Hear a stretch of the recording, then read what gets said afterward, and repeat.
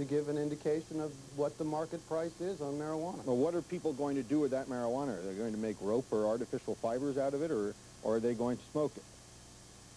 Well, I think, you know, the Trans-High Market Quotes is not intended as a device to sell drugs. There's no way you can look at that and go wherever, to what city is indicated there and buy drugs. It can't happen. It's all done anonymously. I think the congressman wants. Congressman Coughlin. What High Times really is a remnant of the 1960s drug culture. It was founded by Tom Fourcade, who was an associate of Abbie Hoffman's, who was the leader of the Youth International Party. And if there's any hint of what that drug culture means, both of those gentlemen committed suicide. Well, so how does this relate to today, though? Well, I'm saying this is a magazine that is part of it, and historically has been part of the drug culture of the country. The reason for the advertising in it is to advertise drug culture.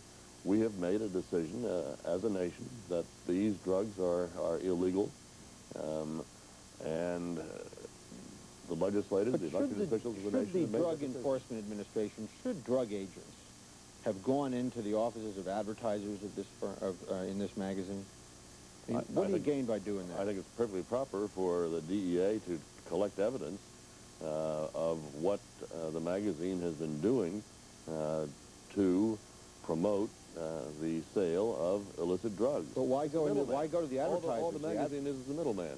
It's a middleman between the producer of illegal drugs and the purchaser. So by going to the advertisers, what do you accomplish? By going to the advertisers, you got the proof that you need to proceed against High Times magazine, as the Justice Department is doing through the grand jury investigation. Except that one of the drug agents went into this company in San Diego, Pyroponic Industries, that was named the Business of the Year by the San Diego Chamber of Commerce. They advertise in the magazine for indoor lighting, grow lights and that sort of thing. Fine, upstanding business. Awarded an award by the San Diego Chamber of Commerce. I mean, is that the kind of company that the DEA should be going after? I don't think they're going after well, they went into their office. They're going after High Times magazine. But they went into this company's as an office. advertiser of illegal substances. But they went into this particular company's offices. And the reason I raised this example is that don't you sort of start down a slippery slope if you start going after companies that are engaged in legitimate business, presumably. But they're not prosecuting these companies. They're trying the grand jury investigation is an investigation of High Times magazine. All they're trying to do is get the information, the evidence of what is being advertised in High Times magazine, and putting together what High Times is doing, and that is advertising illegal activity.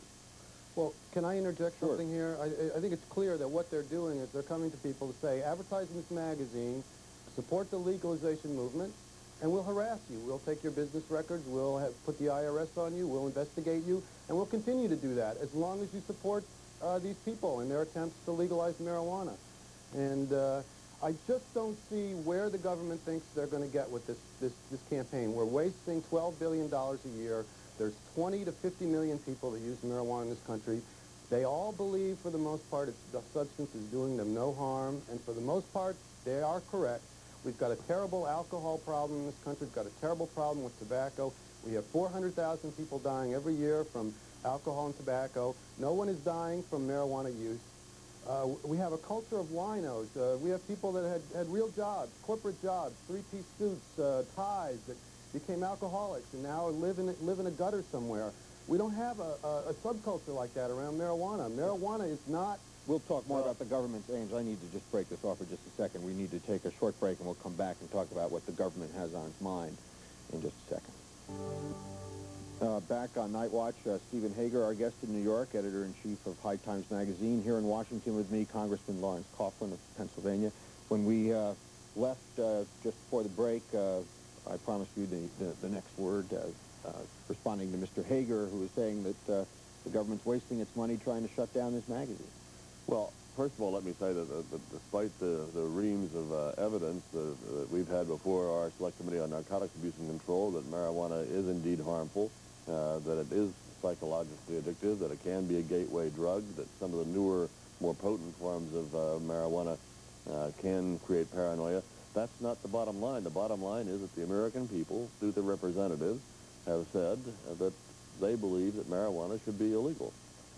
They don't want to legalize another alcohol, if you will. Yeah, I don't think that, I mean, we could be here all night if we wanted to talk about whether marijuana should be legalized or not. What I want to talk about is whether what Mr. Hager was talking about. Well, we won't let him do that either then again. So forget that issue, Mr. Hager. Coming back to your point about going after people who advertise in this magazine, I mean, I've seen ads in this magazine for film companies. Would you go after them? I mean, presumably you could keep marijuana in those film cans that you buy film in. You know, everybody's seen that. But as I said earlier, no one is going after the companies that are legitimate companies that are advertising in High Times. Well, how do you decide who's legitimate and who's not? I mean, presumably this the grand jury investigations of High Times.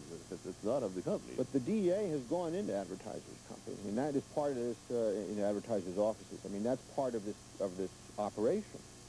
They went into this company in San Diego, which presumably is a legitimate company. Otherwise, they wouldn't have gotten the Business of the Year award from the San Diego Chamber of Commerce. Why not go into the film company and see if maybe they're involved somewhere? I mean, where do you draw the line here? I think you draw the line at collecting the evidence to see if the preponderance of what High Times magazine is doing is encouraging illicit activity, and that is the growing of marijuana.